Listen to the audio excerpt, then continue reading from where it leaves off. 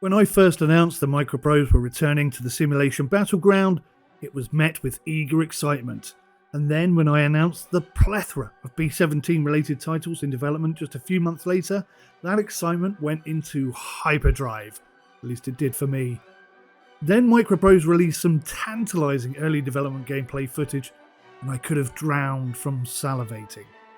And then nothing at all for months, leaving many of you, and me included, wondering if the project was even still happening at all. Well, today I have some good news, some annoying news, and some new news. And that's not easy to say. But it's all about MicroProse and their seemingly ever-expanding upcoming B-17 collection of titles.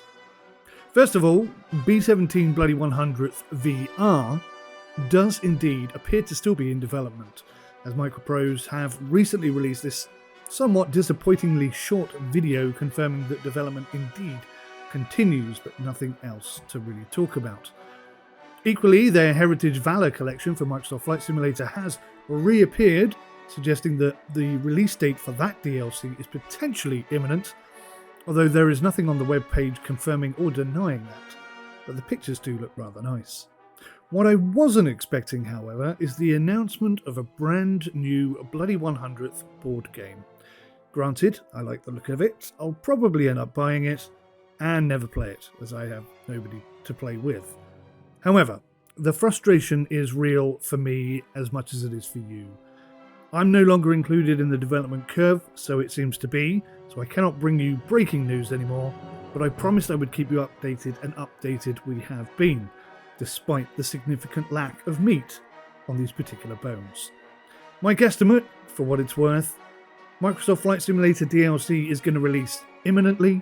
B-17 Bloody 100th VR is at least 6 months away, probably looking at next year.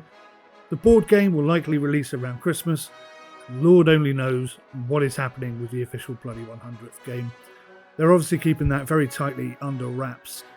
I think it's very clever though that they are taking one sort of development item, i.e.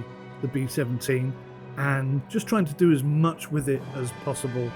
I think that's rather canny development, and hopefully it will pay off, and even more hopefully it will be quality when it finally gets here. MicroProse,